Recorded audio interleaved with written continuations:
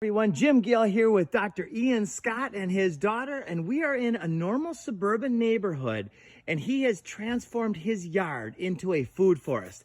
Dr. Scott, tell us what you have here. All right, quickly. So we got kiwi growing on this trellis here. We got cassava. We got two types of papaya here. A pineapple, spinach tree, Brazilian grape, quite a few varieties of bananas. We got jackfruit and passion fruit growing on my fence. We got canistel or egg fruit and chocolate pudding tree. And along the side, we got a couple of different types of cherry trees and fig trees and peach trees. That is lots of stuff going on.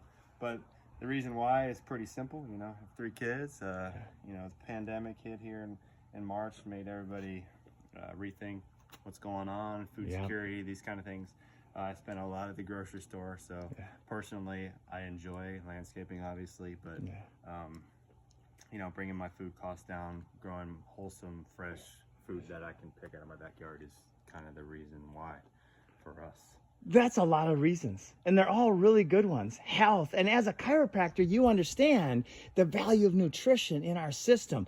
Right. Folks, this is the answer to so many of the world's problems. We turn our backyards into food forests. We take the pressure off the unsustainable system. We create health and wellness, and we bring in the birds and the butterflies. Folks, this is the solution to the biggest problems in our world. And it's for the kids, folks. So if you want a food forest in your backyard, please get a hold of us and we will design and install an edible landscape of food forest that will provide you incredible benefits for generations to come. Thank you so much, Dr. Scott, for showing us this. Take care, everybody. All right. Ciao.